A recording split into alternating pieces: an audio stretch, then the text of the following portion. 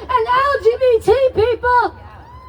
The Trump fascist regime must go. I want to talk about what this means and why this matters. 12 years ago, I led a rally right here in Union Square against the rising Christian fascist assault on women's fundamental right to abortion. As I was rallying, I saw a woman who was just passing by stop and listen. She came close to the stage and I noticed that she was shaking. So I approached her and she spilled out a story that she has held in silence for 40 or 50 years. She told me of growing up in Biloxi, Mississippi. Her best friend at age 16 became pregnant. And this best friend was deeply religious. She was deeply ashamed, and she especially did not want to tell her father.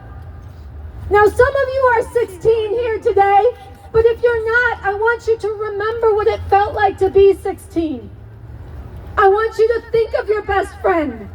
I want you to remember the hopes you had for your future. And now I want you to think about the shame, the isolation, and the terror that would drive a 16-year-old to go rummage through her father's things, go find where he kept his gun, pull it out, point it at her head, and pull the trigger.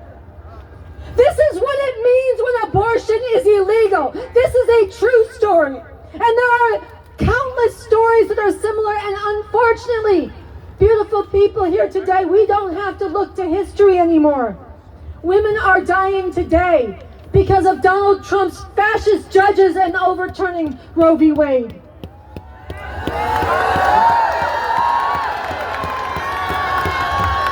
Portia Gumezi, Gisele Banica, Navia Crane, Candy Miller, Amber Thurman. These women have died because of Donald Trump's fascist overturning of Roe v. Wade.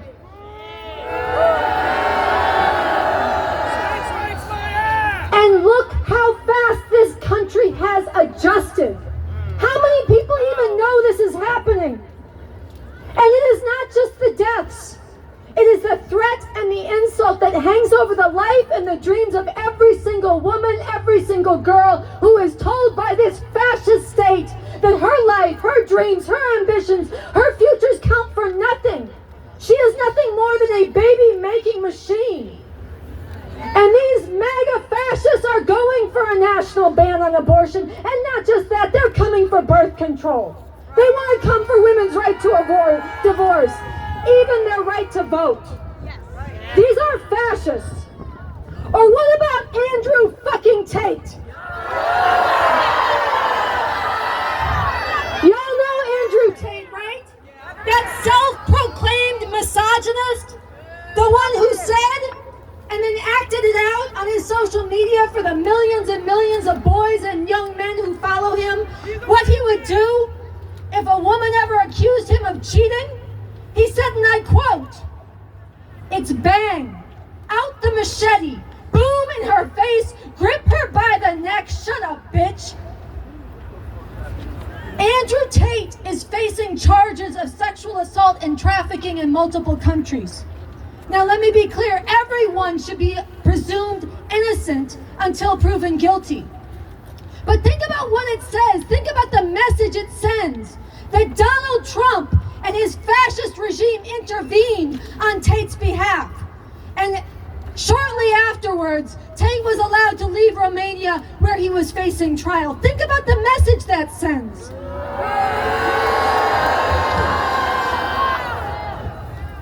Or what about our LGBT sisters and brothers and siblings? What about trans youth? Do you know that the very night that Donald Trump was elected, that very night, calls to the Trevor Project, calls from LGBT youth in crisis or contemplating suicide multiplied not by 100%, not by 400%, but by 700%. And these young people were right to be terrified, right to be alarmed. Since day one, Donald Donald Trump has used the power of the presidency to unleash the state, to erase the rights and the very existence of trans people.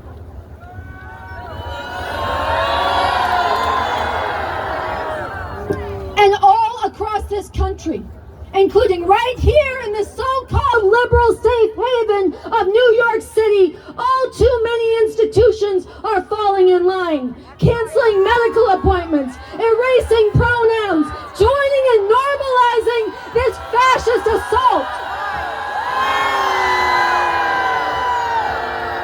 Today we draw a line. Today we reach in and tap into the pent-up fury of millions and millions of women, of LGBT people, at the brutality of thousands and thousands of years of patriarchal chains, to say, hell no! Hell no! Do you know who else criminalized abortion? Adolf Hitler. Do you know that the Nazis said that women's place was Kinder, Küche, Kirche, or children, kitchen, and church? Sound familiar? And do you know that the very first book burning by the Nazis was to destroy the entire library of the world's very first trans clinic?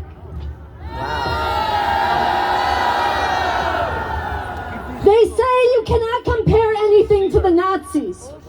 But I say that if the fascists of today are willing to draw inspiration from Hitler and the Nazis, as they do when Steve Bannon and Elon Musk do that Nazi salute, as they do when Donald Trump says that immigrants are poisoning the blood of this country, if the fascists will draw inspiration, then we must draw the lessons to not repeat the same mistakes.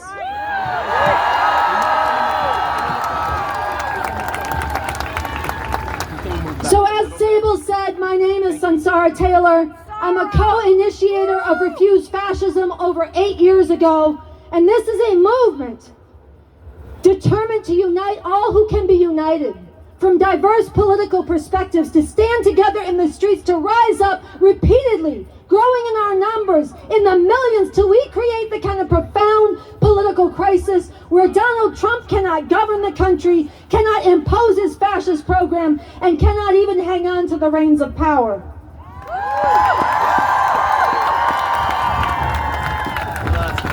Now, I personally come to this movement as a proud follower of the revolutionary leader Bob Avakian. Bob Avakian is the architect of the new communism. He's a fighter for revolution, and he is also somebody who has stood out for sounding the alarm on the rise of fascism in this country for over 30 years. And he happens to be the most radical thinker on women's liberation and ending all oppression based on sex, gender, and sexuality. Now, I know a lot of people might be skeptical because he's a man, but I'll say if it's a harmful lie to say that women are hardwired to be submissive, to be less smart, and the rest, and that is a harmful lie, then it is just as harmful to dismiss the insights of a visionary, revolutionary, and innovator because he happens to be an old white man. So I invite you to find out for yourself at Bob Avakian Official on social media, or tomorrow at Revolution Books at 3 o'clock. I'll be hosting a screening of an interview I recently did with him. I invite you. But today, I want to draw from some of his insights on what we're facing. And I want to say first, Hitler, like Trump, came to power through legal means. But that did not make him legitimate. That's right. No election, fair or fraudulent, can legitimize fascism.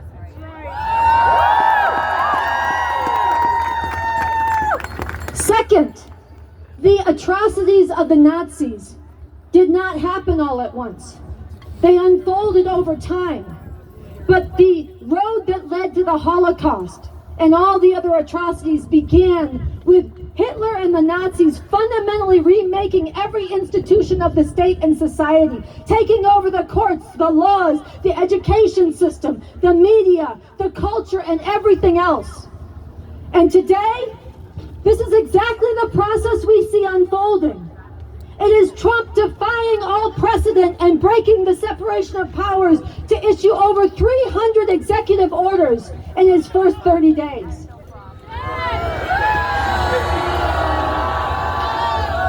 It is Trump purging the military and the FBI and every institution of government, whole agencies, just because they are not loyal to his fascist decree.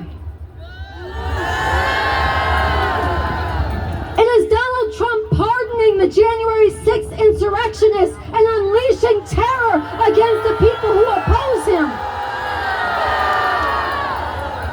It is Trump tweeting that he wants to imprison or deport students who stand up and protest. And today the stakes are even higher than they were in the time of the Nazis, because fascism is coming to power in the U.S., the world's most powerful country that has ever existed in history. And it is coming to power. It is consolidating at a time of global climate catastrophe, and as nuclear armed powers are at each other's throats, this fascism threatens the future of humanity. So this brings me to the most important lesson of Nazi Germany.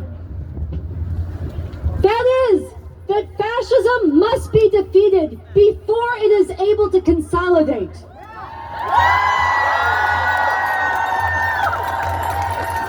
Fascism must be defeated. It must be driven from power before the terror is fully unleashed, before every institution is transformed, before the millions and millions of people who are not directly targeted themselves or rounded up have allowed themselves to fall into silence and complicity. So there is let me say, complicity means you are guilty of a crime. Doesn't mean you started the crime. It means you were in a position to stop it and you failed to do so, so now you become responsible. And there is one force that is powerful enough to stop the fascism of Trump MAGA. No, it is not Congress. No, it is not the courts. No, it is not the Democratic Party or that so-called mythical, sane Republican who's patriotic. The force that can defeat Trump MAGA fascism is the millions and millions of regular people across this country who hate what he is doing.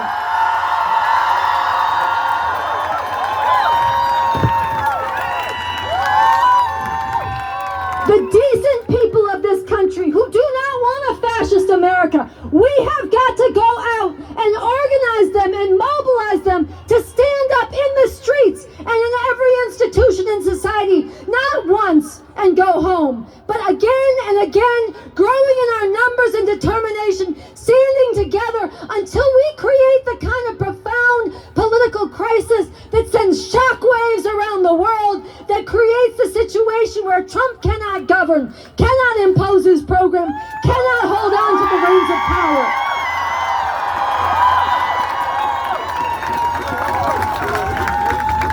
This is why I am calling on you to join refusefascism.org today, or partner with us if you're part of an organization already. Because let's be honest, while there have been some important acts of courage and protest, the far bigger trend up to now has been wave upon wave of institutional capitulation and silence in the streets. When Trump banned the AP from press briefings because they refused to call the Gulf of Mexico the Gulf of America, the entire press corps should have walked out and boycotted.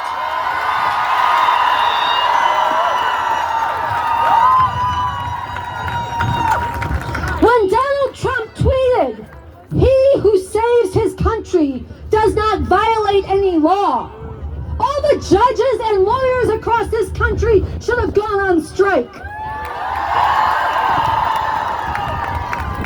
And yesterday, when Trump removed $400 million of federal funds to Columbia University, every campus should have been shut down by professors and faculty and students.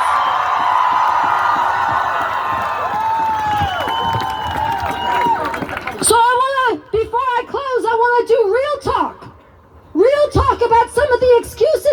make.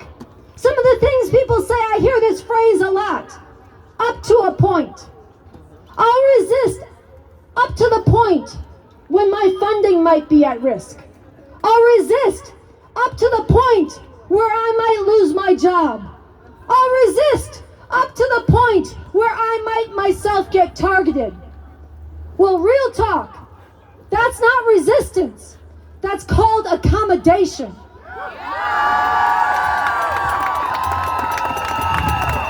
That is allowing the fascist juggernaut to gain momentum and strength. Or what about the people who say, yeah, I want to protest, but I'm worried about my safety? Well, let's be real. The safety of all of you here today, the safety of people standing up matters. We need to have each other's backs. But let's be honest. Great horrors are already unfolding, and even greater horrors are to come, and there are things that are far bigger than any of our individual personal safety.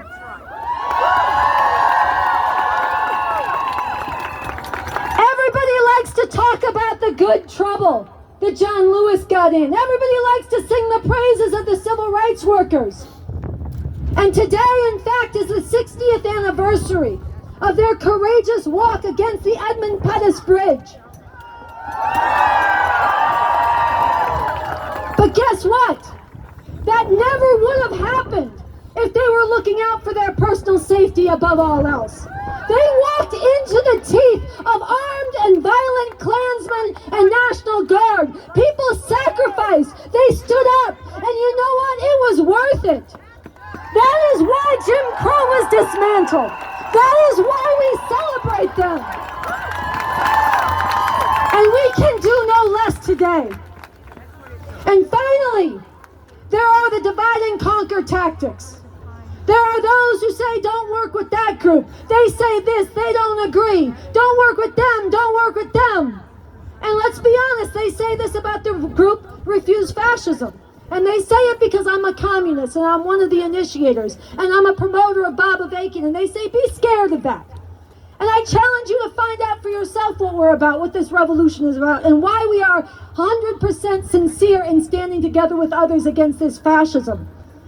But at the same time, that's right, at the same time I want to tell you, don't let my politics stand in the way of you stopping fascism, and don't use that as an excuse. We need to learn to work together. If we are going to prevail, it's going to take more than the people who you agree with about everything. And it's going to take us learning from each other, dialoguing with each other and standing shoulder to shoulder from people who believe that Trump is violating the promise of this country to people like me who believe that Trump MAGA fascism grows out of the soil of this country in its very nature, and everybody in between.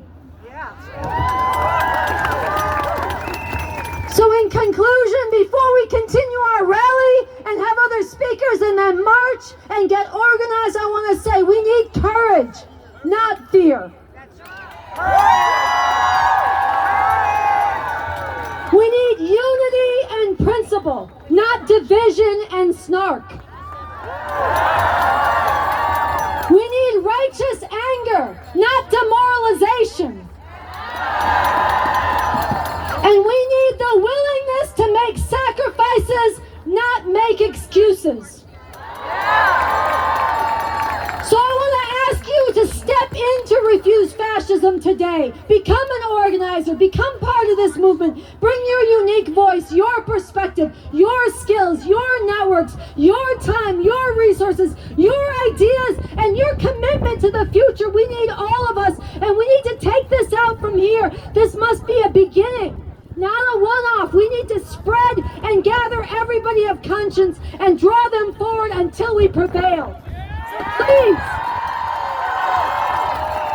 So please put your fist in the air with me right now and make this pledge.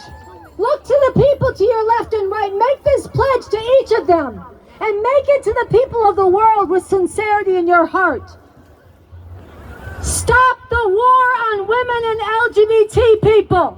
Stop the war on women and LGBT people. In the name of humanity.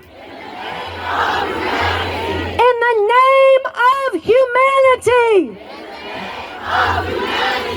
We refuse to accept. We refuse to accept.